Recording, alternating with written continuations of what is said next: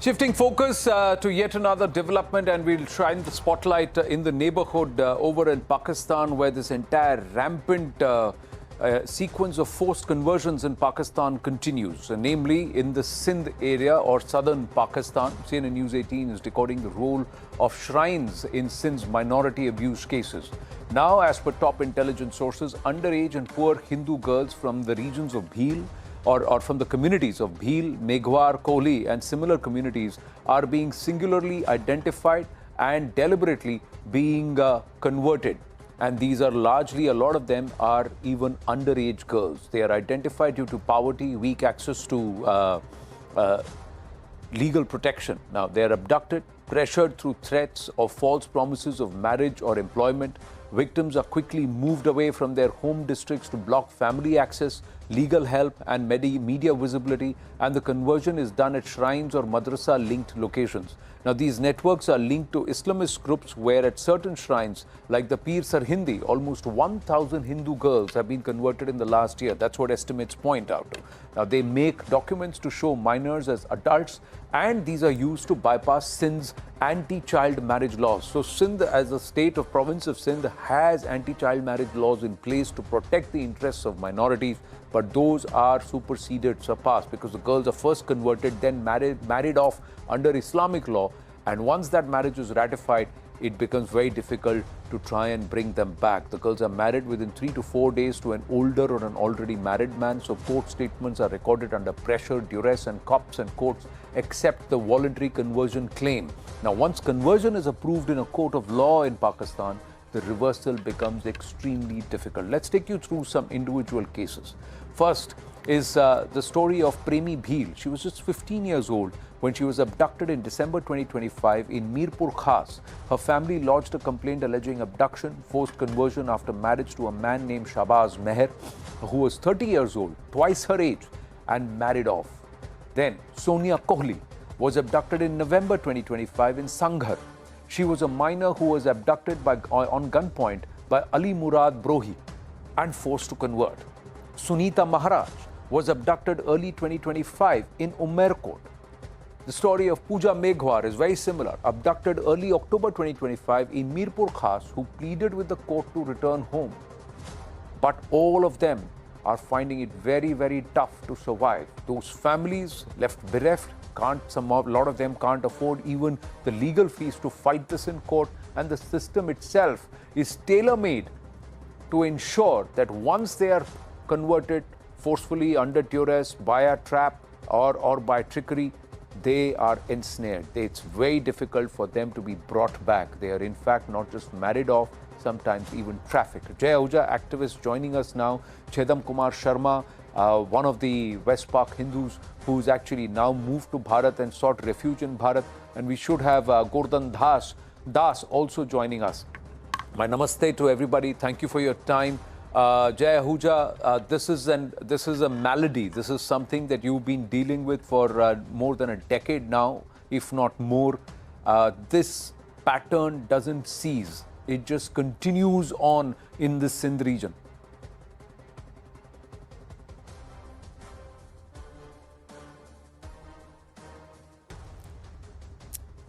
Anand, Can you it hear is me, not Jai Ahuja? only in Sindh region, it is in Ji, southern yeah. Punjab also, it is in Pashto area also.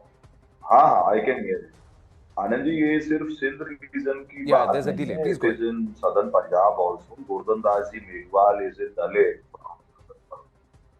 Southern Punjab of Pakistan from Khanpur Tehsil district, Rahim Yar Khan. And Chidam Kumar Sharma belongs to Mithi, Sindh area. वो Hindu population ठीक है वहाँ पे अभी. वहाँ के जो state assembly में जाने वाले मेंबर हैं वो भी हिंदू ही होते हैं अभी तक. तो चिदम के टाउन में मिट्टी में there is a madrasa of 100 acres and that madrasa made by Hafiz Saeed.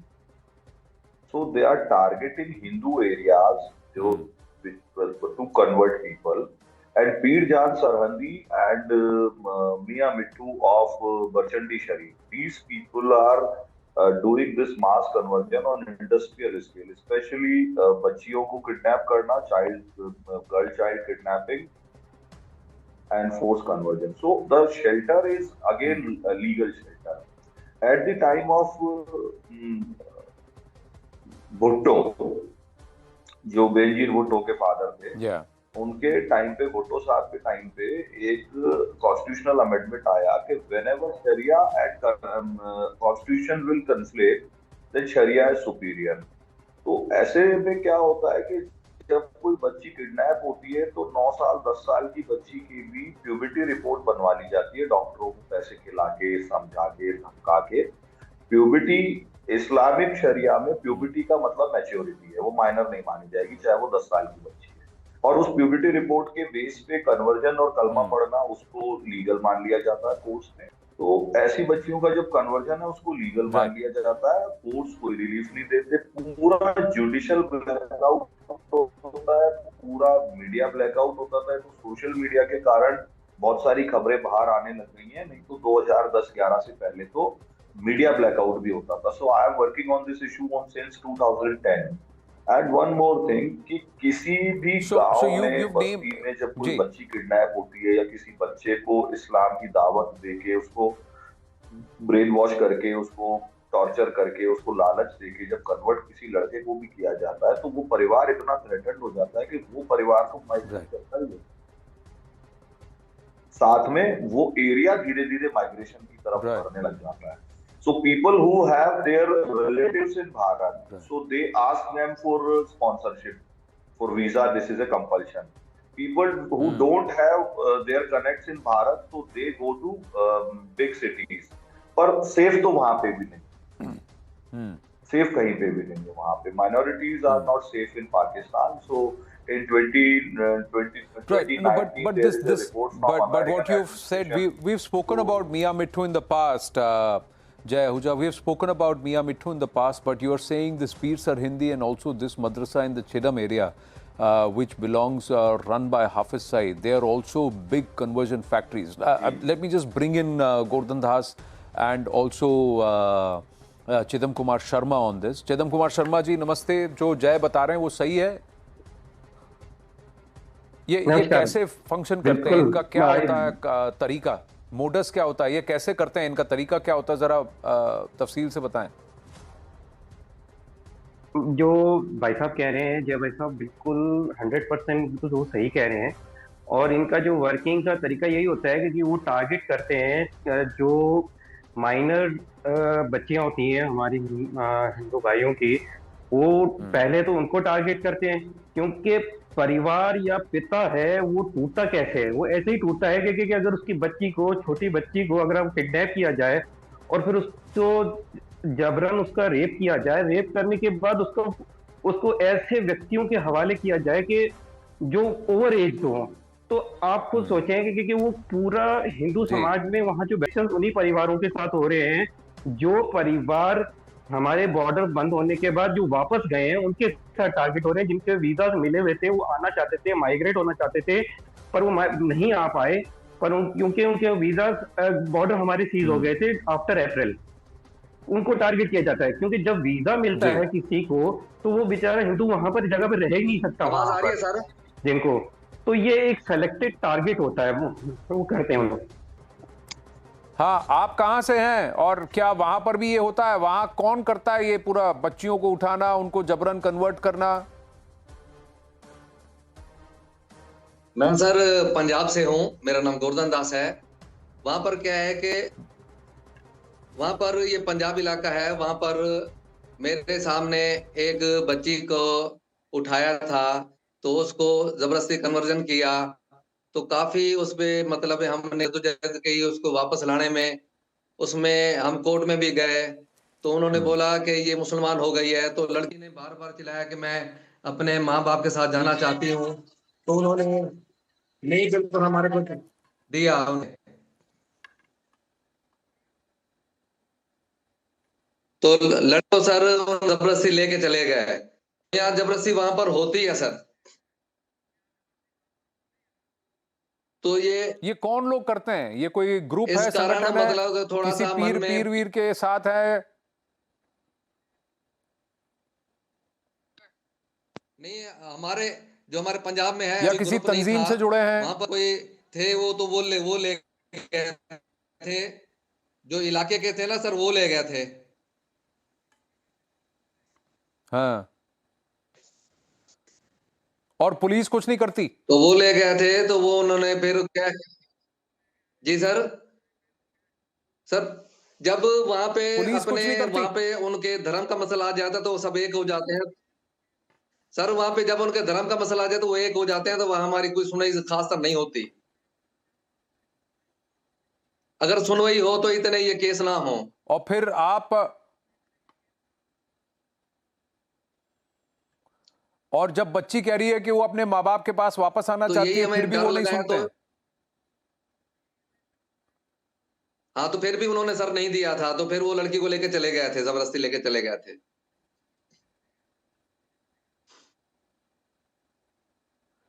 What happens to these girls, Jay Ahuja? Basically, Anand ji, the story is ki, in terms of Sharia law, once you are a Muslim, you are a Muslim. So puberty report is there, fake puberty report, conversion document is there, and the Nikah Nama is there. So it is a basically organized human trafficking system under the cover of Mazhab. तो फिर अंत में जैसे रीना रवीना मेघवाल बच्चियां थी, उनका case हुआ, तो finally they found one day in Heera Mandi the red light area of Lahore. तो अल्टीमेटली ये एक पूरा का पूरा ऑर्गेनाइज ह्यूमन ट्रैफिकिंग का सिस्टम है। ये बच्चियां बेची भी जाती हैं बाद में, और ये वापस इसलिए नहीं मिलती हैं क्योंकि शरिया के हिसाब से जब जब ये कॉन्स्टिट्यूशन जुल्फिकार अली भुट्टो ने कॉन्स्टिट्यूशन अमेंडमेंट कर दिया कि शरिया जब टकराएगा लॉ लॉ के साथ या कॉन्स्टिट्यूशन के साथ, तो शरिया सुपीरियर होगा। तो जब बच्ची की प्यूबिलिटी रिपोर्ट फेक आ गई, तो उसका कन्वर्जन वैलिड हो गया, जायज हो गया, तो फिर वो बच्चियां कभी वापस मिलती नहीं है, क्योंकि काफिर माता पिता से आपका संबंध मुसलमान बनते ही समाप्त हो जाता है। तो इस प्रकार की चीजों के चलते, because of these kind of things, तो ये बच्चियां कभी भी वापस नहीं मिलती। और इसका जो सबसे बड़ी सरपरस्ती है सदर्न पंजाब और नॉर्दर्न सिंध में एरिया बांटे हुए, वो मियां मिट्टू जो है वो सक्खर जिले के पास में घोटकी में है, और मियां मिट्टू से लगता हुआ सराय की पंजाब का एरिया है पूरा। तो दक्षिणी पंजाब के जिले जो पाकिस्तान में है वो, और उत्तरी सिंध, ये पूरा एरिया तो मियां मिट्टू के जी। कंट्रोल में आता है, जो बरचंडी शरीफ है। और सेंट्रल सिंध और सदर्न सिंध का जो पूरा एरिया है, और अप टू बलूचिस्तान, ये सारा एरिया पीरजान सरहदी के एरिया में आता है। और हाफिज सईद और इस तरीके के जो लोग हैं, ये राइस बैक कन्वर्जन में लगे हुए हैं कि ये उनको, जैसे अमेरिका क्या करता है, अमेरिका सैंक्शंस करके आपकी इकोनॉमी को ब्रेक डाउन करता है, तो ऐसे सोशल बायकाट करा के, जो हमारे यहाँ गाँव में कहते हैं हुक्का पानी बंद करना, आपको रोशन की दुकान से सामान नहीं मिलेगा, आपको जी। मुसलमानों के साथ ट्रेड करना अलाउ नहीं है। तो ऐसा प्रेशर बिल्ड करके जो निर्धन है, भील समाज है, वहां पे कोहली समाज है, बागड़ी समाज है, उनको मास कन्वर्जन के लिए भी तैयार किया जाता है। ये एक पूरा मिला जुला रैकेट है जो पाकिस्तान को माइनॉरिटी फ्री करना चाहता है। Even I got a threat call once almost 7 years back, जब हमने आप लोगों की मदद से, सारे मीडिया की मदद से इस इशू को बहुत बड़ा ग्लोबल कर दिया था। That time I got A call कि भाई आप लोग इतना जी। हमारे मुल्क के पीछे क्यों पड़े हुए हो, अगर आपको चाहिए तो सारे हिंदुओं को वहां ले जाओ, इस्लामिक रिपब्लिक पाकिस्तान में इनके बड़े रुके ही क्यों। तो उनकी कॉन्सेप्ट एकदम क्लियर है कि इस्लामिक रिपब्लिक पाकिस्तान है, या ना कोई, न मंदिर होना चाहिए, ना गुरुद्वारा, ना चर्च, ना हिंदू, ना सिख, ना ईसाई, ना पारसी, या तो मुसलमान बन जाओ या मारे जाओ, या फिर यहाँ से छोड़ के भाग जाओ। और सबसे बड़ी बात जो गोवर्धन जी आपको बताने रह गए, इन लोगों को अपनी प्रॉपर्टियां 10-15%, 20% की वैल्यू पे लिक्विडेट करके आना होता है, और जब परिवार तैयारी करता है जाने की, तो ये बात वहां की सोसाइटी में छुपती नहीं है। तो औने पौने रेट में 10%, 15% में जी। ये लोग अपनी प्रॉपर्टी लिक्विडेट करते हैं। ये बात सही है गोवर्धन जी, जो जय बता जी रहे हैं? जी, बिल्कुल सही कह रहे हैं भाई साहब। जय भाई साहब बिल्कुल सही कह रहे हैं। आपके साथ क्या हुआ था? ऐसा ही कुछ हुआ था? ऐसे हमारे हुआ था, हमारे रिश्तेदारों में हुआ था, तभी तो हम अपने, कल को ये भी जैसे बच्चों को मतलब है कि बच्चियों को ले जाते हैं, कल को हम, हमारे भी बच्चे थे, हमारे को भी डर लगा भी कल को हमारे बच्चे भी इस बात का शिकार हो जाए। तो इसलिए इस डर से हम, मैंने अपनी फैमिली को मैं लेके यहाँ 2012 में मैं आ गया था। और चिदम कुमार जी, आपके साथ और आपके आसपास में जो आपका इलाका है, वहां पर क्या ये चल रहा है? वहां पर आपके भी परिवार में से कुछ बच्चियों के साथ इस तरीके का शोषण हुआ है बिल्कुल बिल्कुल है जिससे साहब, पहले बिल्कुल कि हुआ आपने है भारत ये। का रुख किया? बिल्कुल हुआ है। मैं जहाँ रहता था, मेरा गांव तो वहाँ पर मिट्टी का था, लेकिन मैं पर्सनली कराची में रहता था।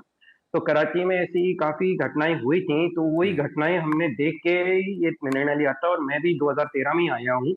और ये चीज हम्म। अभी तो और बहुत ज्यादा हुई है। उन दिनों में तो हाई था, अब तो बहुत ज्यादा हो रहा है, बहुत पीक पे है। हमारे पास तो अभी आपने 3 बच्चियों का दिखाया है, लेकिन इससे ज्यादा ये फिगर आउट है इसमें। जी। अभी रिसेंटली ही 2-3 महीने 3 बच्चियों को नगर पार्कर में रेप करके उनको पेड़ पे लटकाया गया था।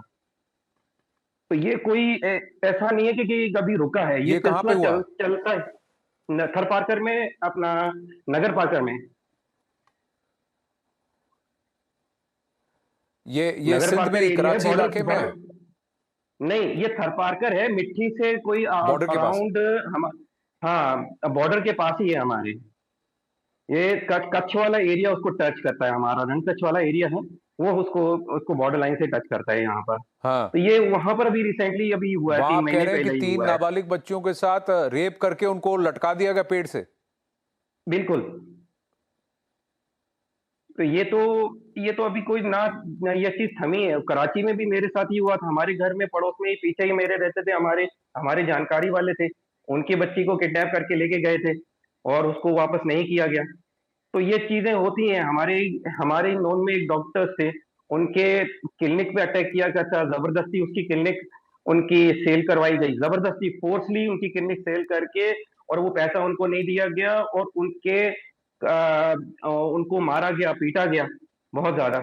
और वो पैसा भी उनको नहीं दिया गया, उनको बोला कि आप यहाँ से भाग जाओ या मुसलमान कन्वर्ट हो जाओ आप। तो ये चीजें चीजें घटनाएं पहले भी होती गई हैं, और ये अभी तो बहुत ज्यादा चरम सीमा सीमा पे है। क्योंकि अभी तो जो वहां पर, मैं तो साफ लफ्जों में कहूंगा कि जो वहां का जो बादशाह बन के बैठा हुआ है, वो तो 100% इस्लामिस्ट है। वो तो उसके थॉट्स भी यही क्लियर है।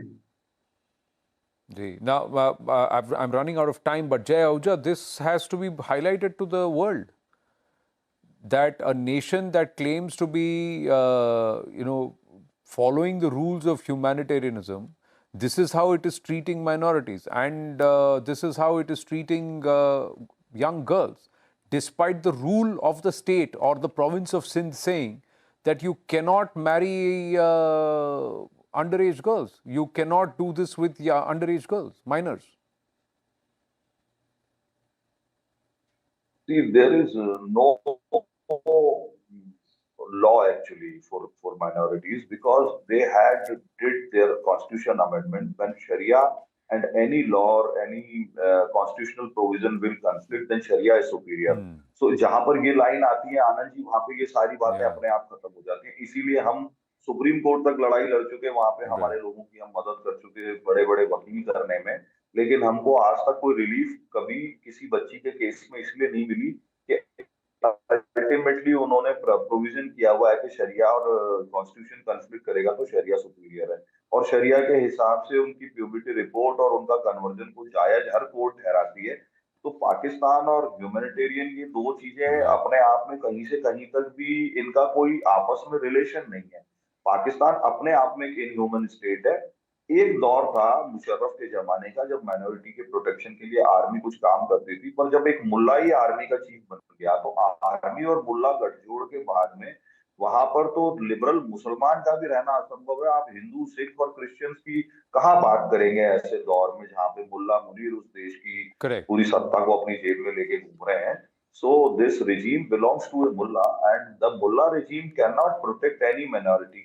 So you can see in Afghanistan also, जब से मुल्ला लोग आए हैं तब से वहाँ एक भी सिंगल घर भी माइनॉरिटी का नहीं बचा है। तो इस्लाम और कोएग्जिस्टेंस, जो रेडिकल इस्लाम है, कोएग्जिस्टेंस में बिलीव नहीं करता। ये इन लोगों ने साबित किया, ये आप और मैं नहीं कह रहे। Right. Now, somewhere I think there's some serious consideration that needs to be done, because if there is the rise of radical extremists in the neighboring regions, neighboring nations, which are tormenting minorities there, be it Hindus, Christians, Buddhists, or why shouldn't Bharat as Hindustan open its doors to these people and legalize? Is there a rethink necessitated of the CAA Amendment Act 2019 to try and rework the time period and to ensure that West Pak Hindus or even Hindus in Bangladesh, because of the torment that they're facing, not just get citizenship on the double, but also get perhaps rights which allow them to remain, live as human beings. Because the conditions in which these refugees and these people are now living in Bharat is also largely not very, very good. We'll have to see how it pans out, but we're just putting out the story as it is and how the realities on ground are in Pakistan at this point. Thank you very much for watching this edition of The Right Stand. I thank Jay Ahuja, Gordhan Das and Chidam Kumarji also. Thank you for your time. Thank you. Namaste.